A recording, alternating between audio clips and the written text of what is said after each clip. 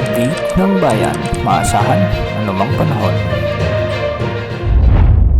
Magandang oras po sa ating lahat. Narito na ang update sa lagay ng ating panahon ngayon at sa susunod na 24 oras. Patuloy na nakakaapekto sa ating bansa, lalo na sa silangang bahagi ng Southern Luzon at Visayas ang shear line, samantalang umiiral pa rin ang malamig na pagbugso ng hanging amihan o northeast monsoon sa Northern at Central Luzon. Dahil nga sa umiiral na shear line, patuloy namang makakaranas ng maulap na kalangitan na may mga kalat-kalat na pagulan na may kasamang isolated thunderstorms ang buong Visayas, ang buong Bicol region, sa may Quezon Province, sa may Mimaropa, Surigao del Norte at Dinagat Islands. Pinag-iingat natin ang ating mga kababayan rito dahil posible ang banta ng mga biglang pagbaha at pagguho ng lupa, lalo na kung may mga katamtaman at malalakas na pag-ulan.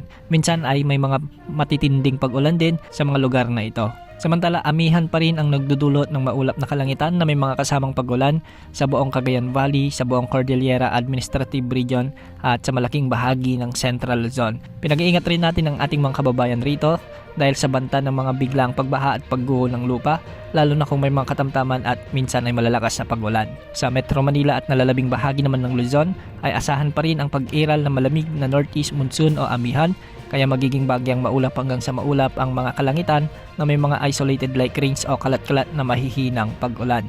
Sa nalalabing bahagi naman ng Mindanao ay ganitong panahon rin ang inaasahan at dulot naman ito ng mga mairal na localized thunderstorms. Para naman sa mga lagay ng ating baybayin, sa northern at eastern sections ng Luzon ay posible ang hanggang 2.8 hanggang 4 meters na mga pag-alon. Sa eastern sections ng Visayas ay posible naman ang 2.5 hanggang sa mga 3.5 na pag-alon. At sa nalalabing bahagi ng ating bansa ay posible ang 0.6 hanggang 2.5 meters na pag-alon.